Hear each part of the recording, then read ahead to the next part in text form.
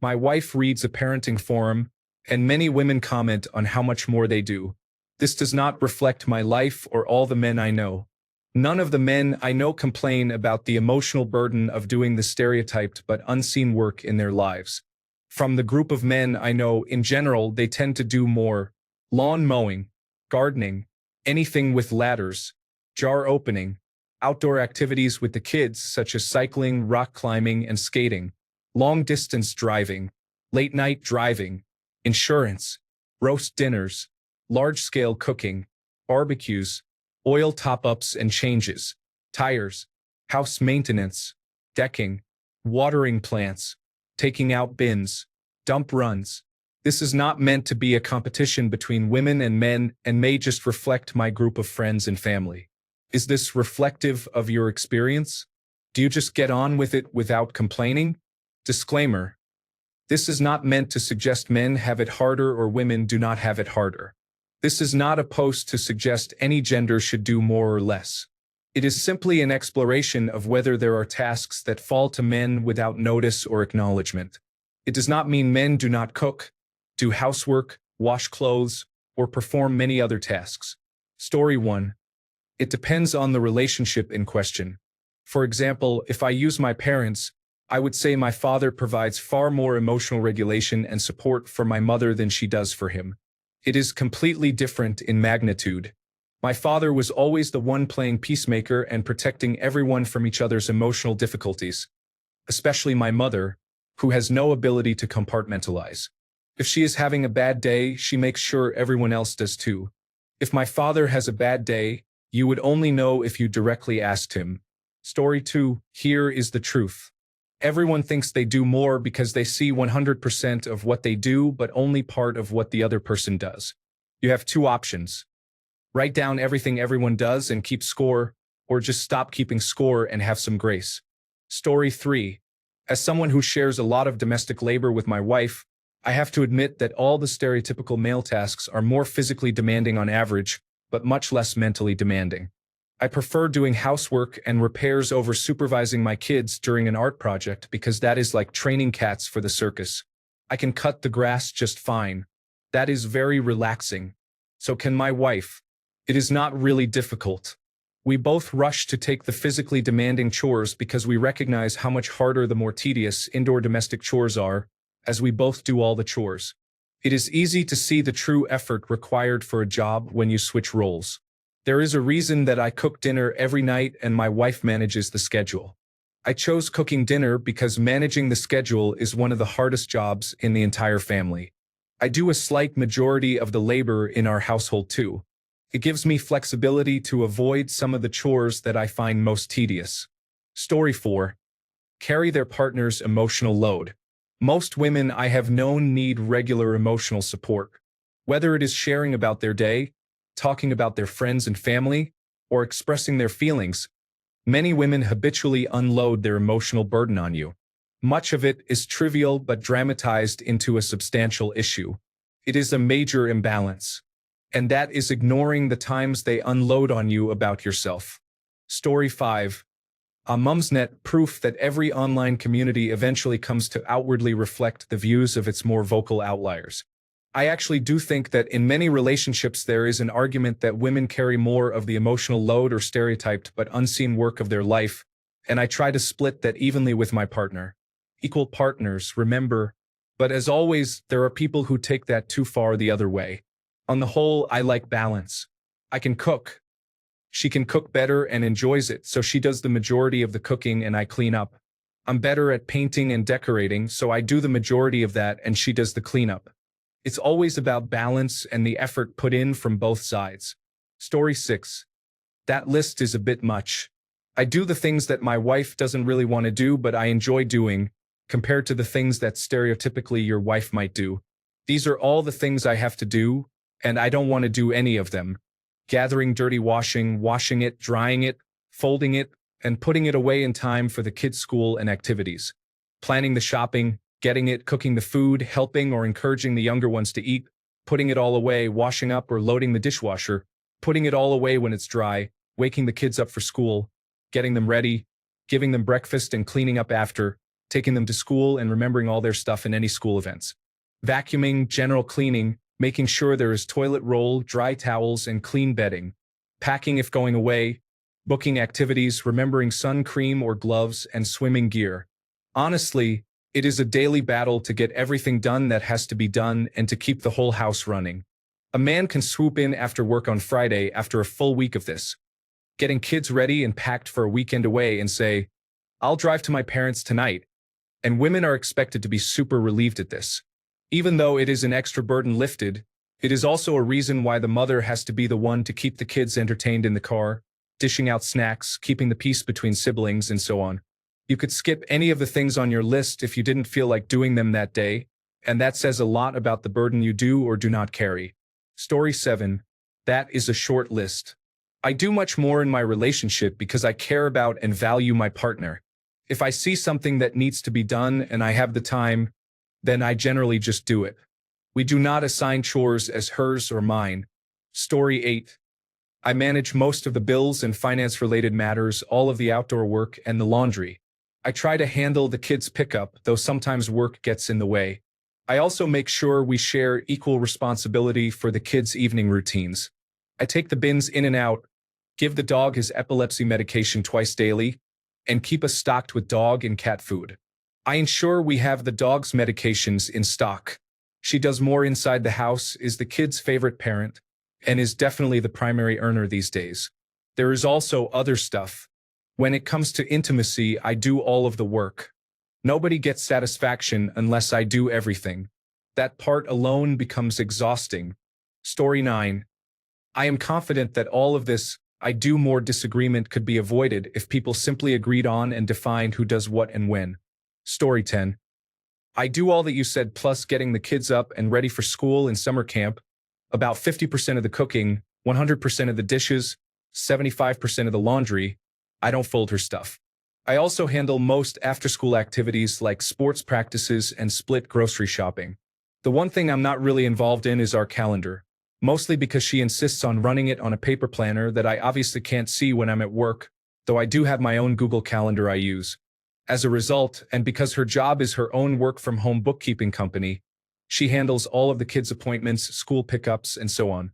Everything you mentioned is intermittent physical labor, not everyday tasks.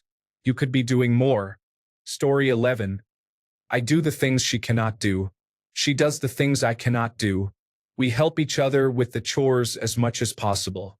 It has been working out well for 23 years now. Neither of us can honestly say the other does not do whatever they can. Story 12. Anything house-related. All repairs or additions, even simple tasks like putting up shelves, work on the car or taking it to the mechanic, putting up lights around the house for the holidays, handling the default driver, checking on unusual noises, protecting her in public and at home against intruders, signing up for the selective service in case of a draft, cooking for her, and troubleshooting problems with her. They say they are our emotional support, and they may be right. We are not used to any, so they are our primary source. Yet even then, they do not realize how much emotional support we carry for them, despite them having more of it. Story 13. Yes, it is rather reflective. I just get on with it without complaints. It is my responsibility. I do not look at who does what in the marriage. It is about being a team. Story 14. If it comes down to it, we die to protect our spouse and children. If someone pulls a gun to rob you in public, you are expected to take the bullet if necessary. Story 15. I don't know what other men do more of, but in my last relationship, I did everything. Household labor, made the most money, emotional labor and care while expecting none in return. Planned all dates. I only have my own perspective, but I can't imagine a man not giving everything he has if he loves you. That being said, this can harm you. Story 16. I'm not sure if this is true for everyone, but in my immediate group and anecdotally, we do way more cooking, like a lot more. I don't mind. I like grilling and I like cooking. It's just something I've noticed that seems very different from the stereotype. Story 17. It varies a lot between people and there are many exceptions, but generally being a therapist for the wife, doing most of the driving, earning money, and handling chores that are unpleasant, physically laborious, or dangerous. Story 18. I would say my wife does more for now, but in most of our relationship, it depends on who has more time at home. Story 19. It's all about sharing the burden. Most of the time, my wife and I pick our favorite chores and take turns with the rest. I handle the bill writing, lawn care, cat box, and similar tasks. My wife is the better cook, prefers to handle the laundry, and takes on more artsy and organizational projects. We take turns watching the kids and washing dishes based on how we're feeling each day. It's about love and working as a team. Regarding emotional burden, we communicate well to ensure that each other's needs are met. Story 20.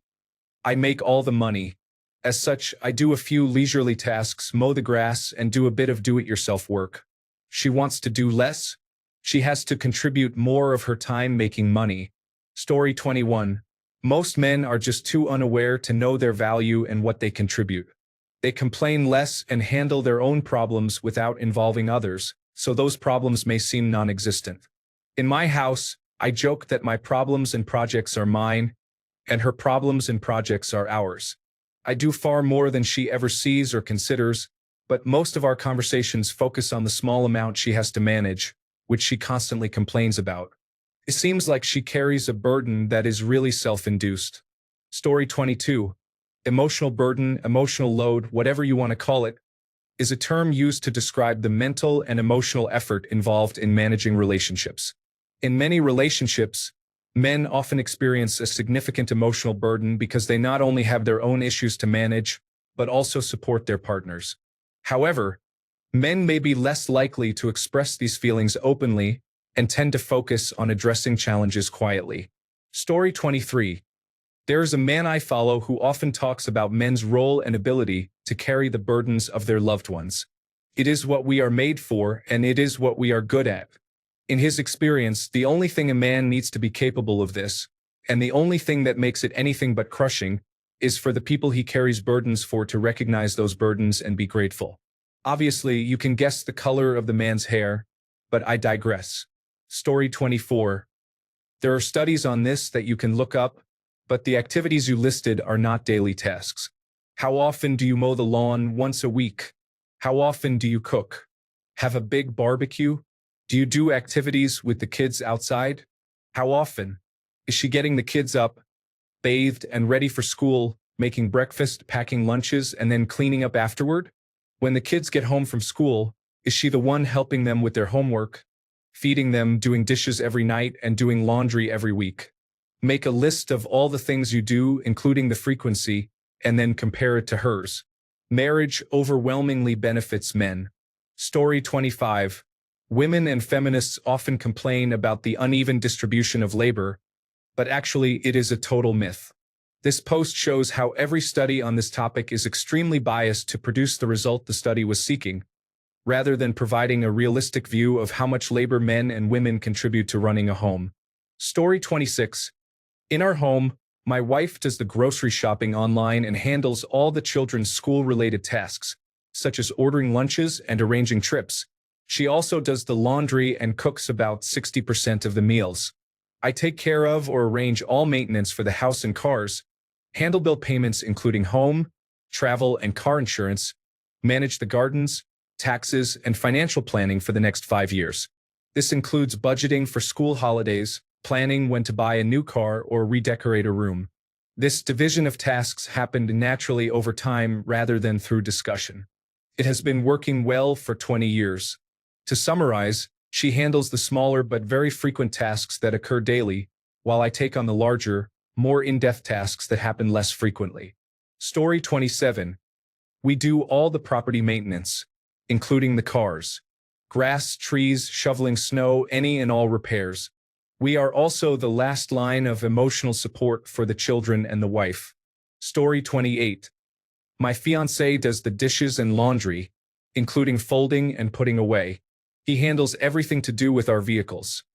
Purchasing, selling, basic maintenance, and almost all repairs on our older car, which needs them often. He picks up groceries, feeds our daughter a real breakfast such as eggs and bacon, and takes her to school. He attends midday school events because my job makes it harder to take time off during the workday. He also takes care of garbage and recycling and mows the lawn. I handle other chores almost exclusively, such as the rest of the house cleaning, all gardening, cooking dinner, managing the bills, and the majority of finances. There are many tasks we share, like cleaning cat litter. Very little is neglected in our home because we have a philosophy of doing tasks as soon as we see they need to be done, so the other person doesn't have to. Often, one of us goes to do a chore and finds the other has already done it. We have a great relationship and a happy life. Story 29. Active listening is more than just sitting down with her and paying attention with an open, understanding, and non-judgmental attitude.